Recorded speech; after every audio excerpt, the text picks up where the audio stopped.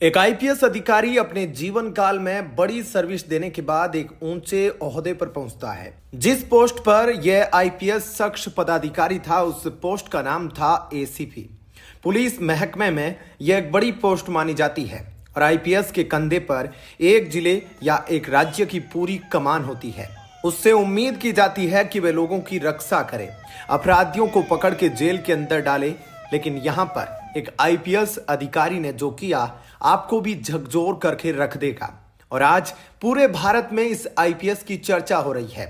यह सच्ची घटना जो भी सुन रहा है वो बस सुनकर स्तब्ध रह जा रहा है कि आखिर एक बड़े पद पर बैठे पुलिस ऐसा कैसे कर सकता है।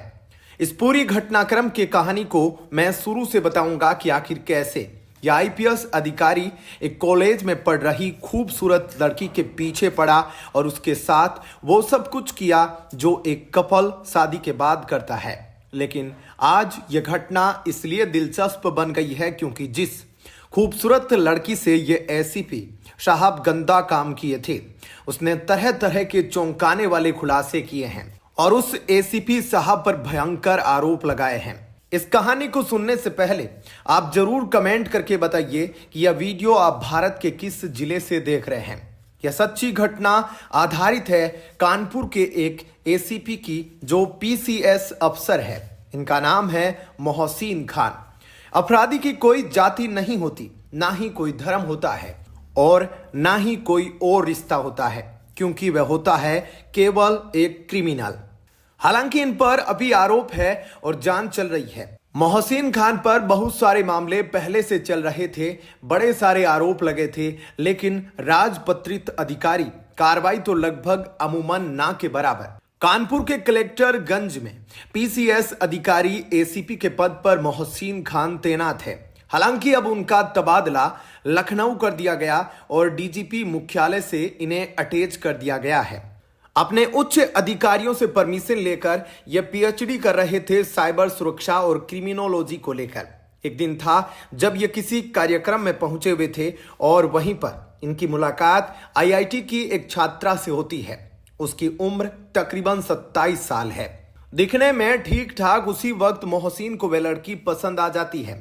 मोबाइल नंबर एक्सचेंज होता है और फिर थोड़ी बहुत बातचीत होती है और फिर बातचीत बंद हो जाती है। एक साल बीतता है। 2024 जून को एसीपी साहब ने फोन किया और पूछा कि मैं चाहता हूं कि मैं अपनी पढ़ाई को कंटिन्यू करूं और मैं पीएचडी करूं। इस पर छात्रा कहती है ठीक है सर, मैं इसमें आपकी मदद करूंगी। और उसके बाद वो बताती है कि वॉक इन इंटरव्यू चल रहा है, आप जाइए और देकर आ जाइए। इंटरव्यू के लिए जाते हैं और वहीं पर इनकी बातचीत होती है और इंटरव्यू में सिलेक्शन हो जाता है। फिर पीएचडी इसी विषय पर यह शुरू करते हैं। पढ़ाई के दौरान ही दोनों में बातचीत और आगे बढ़ने लगती है तो लड़की धीरे धीरे अपनी सारी बातें इनको शेयर करना स्टार्ट कर देती है। लड़की इनसे इनके बारे में पूछती है तो यह कहते हैं ये अभी कुंवारे हैं। लड़की को भी लगता है ठीक है, दोनों की उम्र में थोड़ा गैप था लेकिन फिर भी चल जाता। धीरे धीरे बातचीत आगे बढ़ती है। फिर लड़की बता देती है कि इस वक्त उसका ब्रेकअप हो चुका है और वो बहुत अकेली महसूस कर रही है। एसीपी साहब को मौका मिल जाता है। लड़की अकेली है और इस वक्त तन्हाई है तो फिर मामला और आगे बढ़ाते हैं।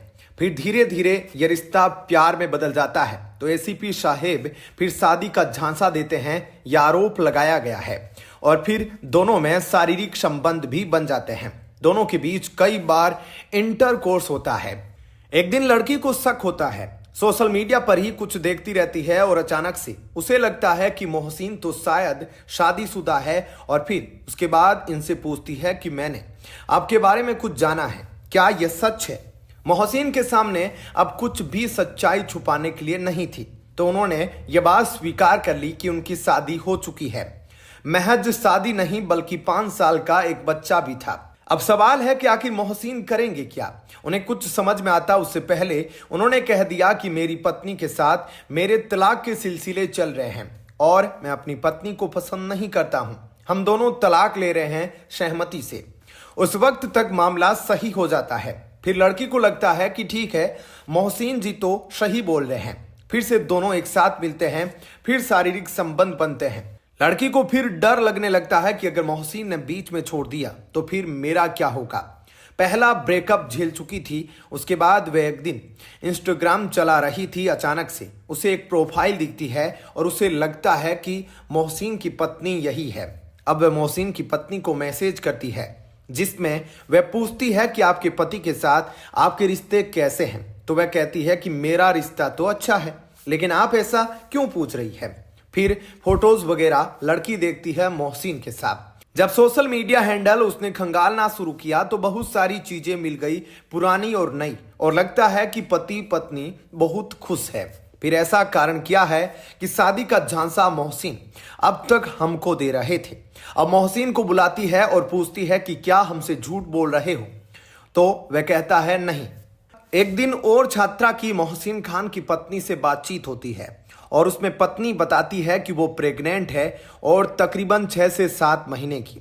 अब छात्रा मोहसिन के पास फिर से पहुंचती है और कहती है कि तुमने तो ऐसा ऐसा बोला था और तुम्हारी बीवी प्रेग्नेंट है और तुम तलाक ले रहे हो, यह कैसे संभव है। मोहसिन बताता है कि मेरे घर वाले जबरदस्ती ऐसा कर रहे हैं, मैं नहीं चाहता, लेकिन फिर भी मुझे अपनी बीवी के साथ संबंध बनाना पड़ा और वो प्रेग्नेंट है, हालांकि मैं उसे पसंद नहीं करता।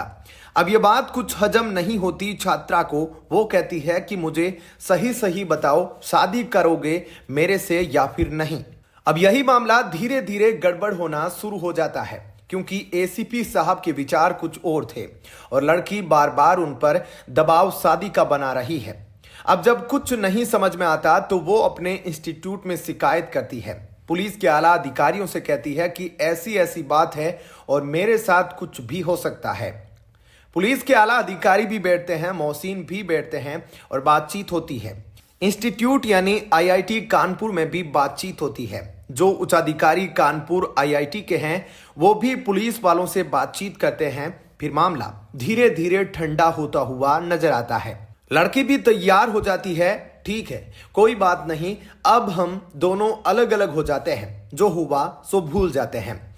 कुछ दिन बीतते हैं, फिर मोहसिन को उनके आला अधिकारी फोन करते हैं। बातचीत उनसे होती है और उन पर कार्रवाई की बात होती है। तो मोहसिन कहते हैं कि अरे ऐसा कुछ भी नहीं है, वो लड़की थोड़ी साइको टाइप की है, वो बार बार मेरे से शादी का दबाव बना रही है और वह पागल है, उसका इलाज चल रहा है। ये शब्द इस लड़की को पसंद नहीं आते, पागल। और वो कहती है अब सीधा मामला आगे बढ़ेगा और मैं केस करूंगी।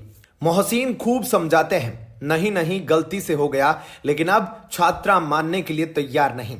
उसने केस कर दिया अपने इंस्टीट्यूट में बातचीत करके। अब केस होता है तब जाके ये मामला खुलता है।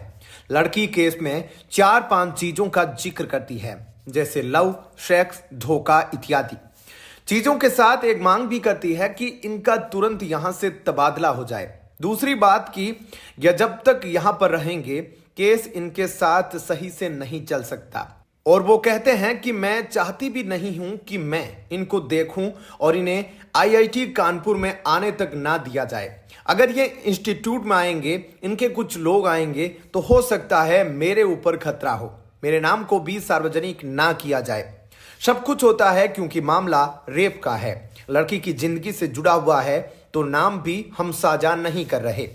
अब इन्वेस्टिगेशन चालू होती है तो उसमें पता चलता है कि जो आरोप लगे हैं वो सही है। फिर धीरे धीरे मामला आगे बढ़ता है। अब इनको लखनऊ डीजीपी मुख्यालय से अटैच किया गया है, पद से फिलहाल इनको हटा दिया गया है।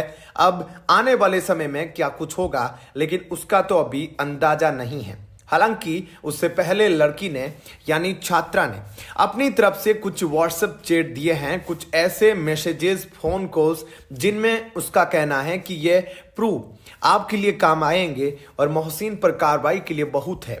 अब इन चैट को भी देखा गया तो उसमें पता चला कि ठीक है, क्योंकि मोहसिन कह रहे हैं कि यह लड़की मेरे ऊपर शादी का दबाव बना रही थी। यह पहले मेरे साथ सहमति से गंदा काम कर चुकी है और उसके बाद अब यह शादी का झांसा इसने मुझे दिया था और मेरे ऊपर दबाव बना रही है। अब मैं शादी नहीं कर सकता, तो उसने मेरे ऊपर रेप के केस कर दिए। हालांकि ऐसे रेप के केसेस बहुत सारे देखने को भी मिले हैं कि जब दोनों के बीच आपसी सहमति से सब कुछ होता है, गंदा काम होता है, यानी पहले लव, फिर गंदा काम और फिर धोखा, उसके बाद फिर रेप का केस कर दिया जाता है। इन सब पर कई बार सुप्रीम कोर्ट भी टिप्पणी कर चुका है कि ऐसे केसेस में बहुत सारे लोग किसी को फंसाने के लिए गलत इस्तेमाल भी करते हैं इन केसेस का। लेकिन यहां मामला थोड़ा सा पेचीदा नजर आ रहा है। इस पर कुछ भी कमेंट करना जल्दबाजी होगी क्योंकि यह केस अभी इन्वेस्टिगेशन चल रहा है। दोस्तों, आप बताइए, इन दोनों के बीच की इतनी रहस्य जानने सुनने के बाद आपकी नजर में कौन गलत है, वो कॉलेज वाली लड़की या ये एसीपी साहब? आप अपनी राय कमेंट में जरूर दीजिए। अब हम थोड़ा सा इनके बारे में यानी मोहसिन खान के बारे में जानकारी साझा करते हैं आपके साथ। ये आगरा में सीईओ के पद पर तैनात थे। यह साल 2015 की बात है। उसी समय इन्होंने ज्वाइनिंग की थी। इनको आगरा में जब सीईओ के पद पर बनाया गया था तो वहां ताजमहल यानी टूरिस्ट से जुड़े अपराधों को सॉल्व आउट करने के लिए इनको रखा गया था। वहां पर जो विदेशी मेहमान आते थे, जो घूमने के लिए आते थे, बकायदा उनको यह हैंडल करना उन्हीं का काम था। लेकिन इन पर आरोप थे कि यह दुकान वालों से सेटिंग कर चुके थे और वहीं पर उनसे पैसे भी लेते थे कि हम तुम्हारे यहां गेस्ट भेजेंगे। इसके बाद एक दुकान वाला होता है, इससे इनकी बहस होती है। तब यह मामला सार्वजनिक होता है कि मोहसिन खान तो इस तरीके का काम कर रहे थे। फिर इनको बाद में ट्रांसफर कर दिया जाता है। कानपुर में भी इन पर कई सारे आरोप लगे थे। कानपुर में ये क्राइम डिपार्टमेंट में तैनात थे, लेकिन अब इनके ऊपर भी क्राइम का एक धब्बा लगा है, खाकी पर भी लगा है। यह बहुत बड़ी चोट है। तो इतने सारे इनके कांड है। अब आप खुद ही बताइए, क्या इनके ऊपर कोर्ट को, सरकार को एक्शन लेना चाहिए? आपकी राय बहुत उपयोगी होती है, इसलिए जरूर अपनी राय रखिएगा। सतर्क रहे, सावधान रहे। धन्यवाद।